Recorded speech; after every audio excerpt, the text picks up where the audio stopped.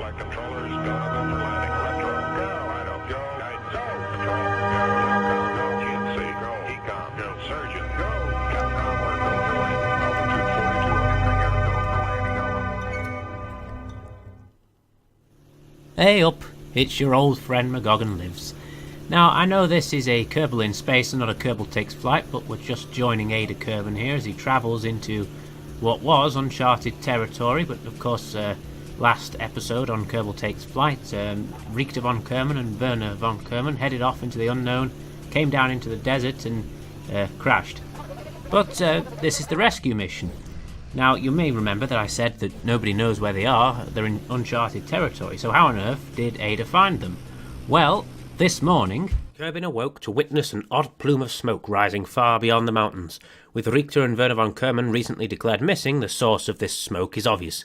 What they did not know was that this tower of smoke was deliberately made by Werner the night before. With Richter eating all the toasties and drinking all the Kerbal beer, Werner decided to signal for help by creating a distress signal. That night, he hacked down some of those odd spiky plants growing in the desert around them with a penknife, which sometimes led to the cacti not toppling over in the right direction. Once he had a pile of felled flora by the plane, Werner siphoned some of the fuel from the aircraft, poured it onto the heap of cacti and set it alight, creating an immense pyre that could be seen even from home. If you're wondering what Richter did during all this, he was too busy sleeping off his dinner to offer much in the way of assistance.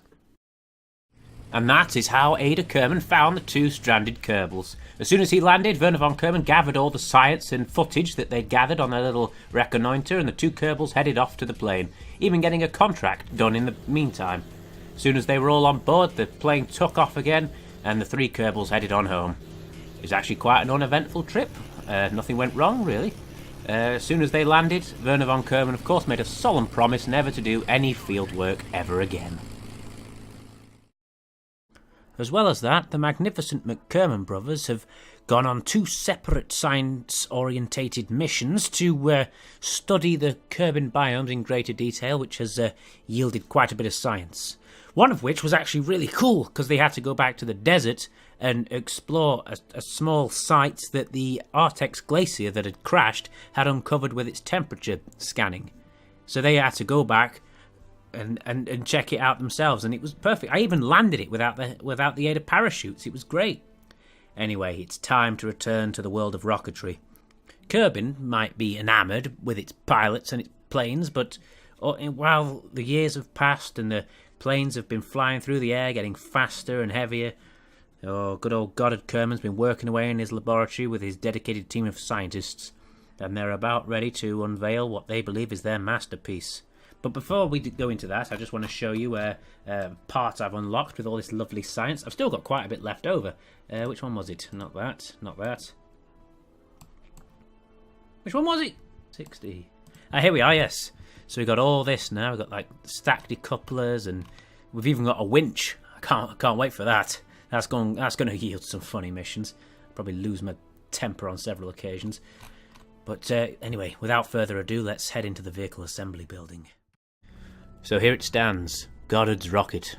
That's the unofficial term for it right now. I'm sure the official name for it is on some blueprint somewhere involving a lot of numbers. There they are now, Werner von Kerman and Goddard Kerman looking over their creation. It's actually a fairly genius design. You'll see that there's a rocket motor in here, in this shroud that I built. I actually had to get a mod for this, not procedural parts, procedural fairings. I had that to begin with.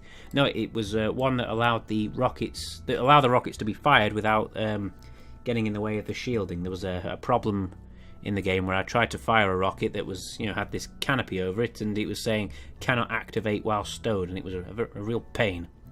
Another design feature is these wings here. You may notice, if you're eagle-eyed, that they're slightly askew.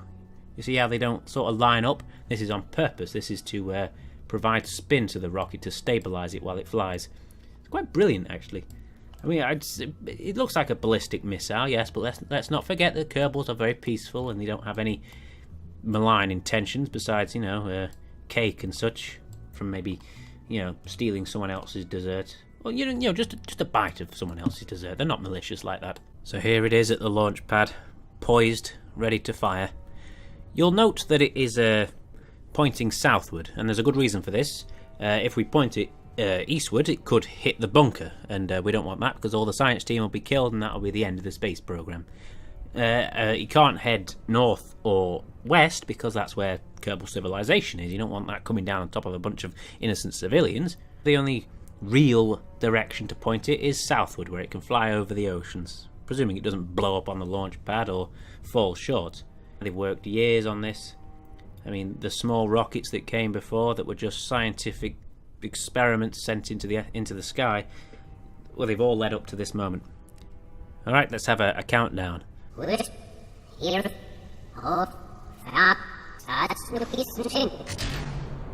and look at it fly!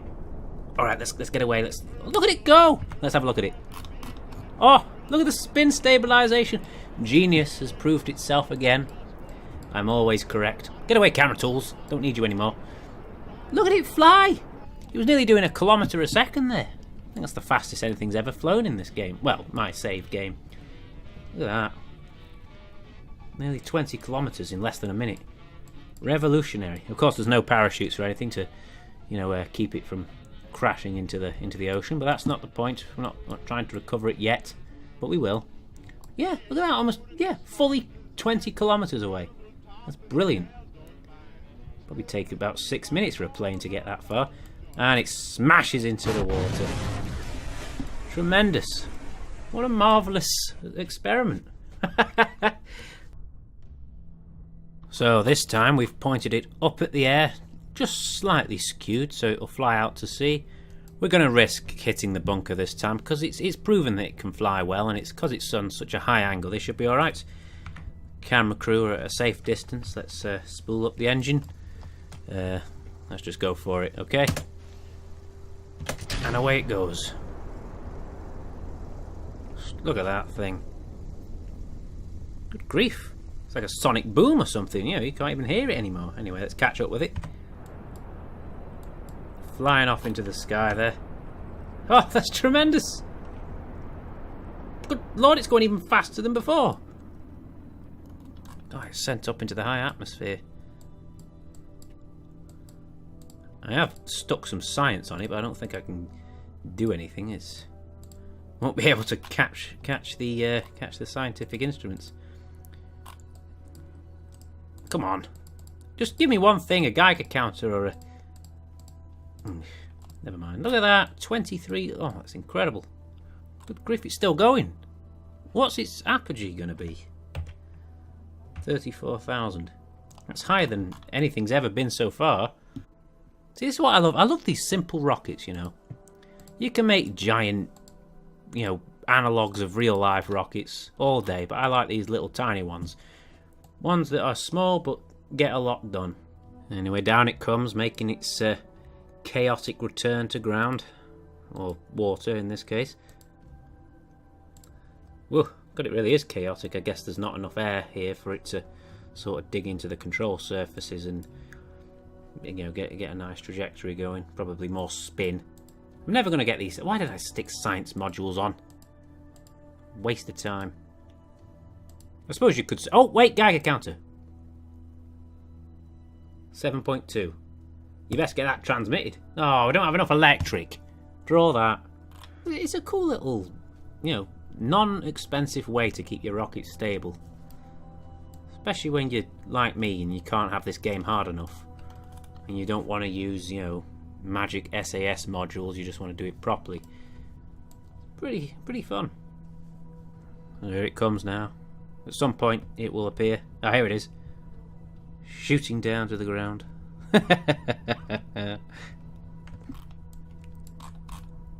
And poof. Done. So my cunning plan is this now. You see, we have the small rudimentary computer probe here, and we have the scientific instruments that will get us some nice juicy science from up in the high atmosphere. We have this small explosive device here, and on the sides here are the parachutes. Now you'll see I've cunningly positioned the explosive device to blast downwards. That way this little portion will stay on top of the detached rocket, and we can use it as a means to keep the parachutes on. Hopefully Everything will float gently back down into the water to be recovered by a small boat later on. You'll also see that the wings on the bottom here are no longer rotated. I don't think it's necessary now that we're firing at such a high angle. Anyway, let's get down to it. And away it goes.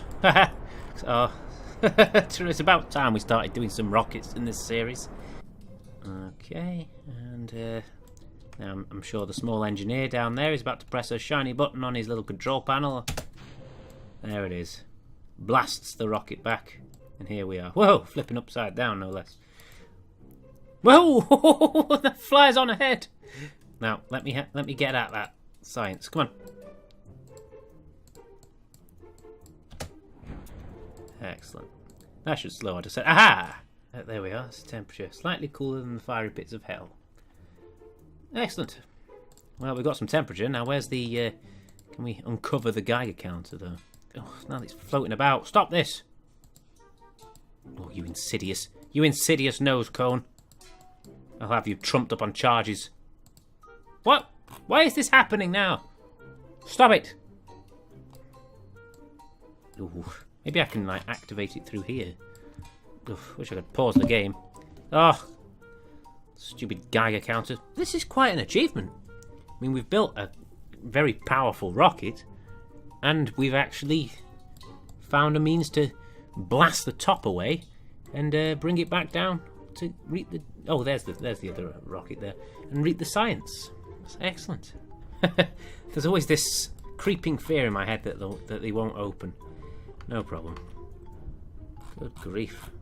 If anything, I put one too many on. Kerbal Kind's first voyage into a high atmosphere. Higher and faster than any of those fangled airplanes that everybody adores. I'm sure Goddard and his team are very impressed, very eager, very optimistic for what future projects may bring.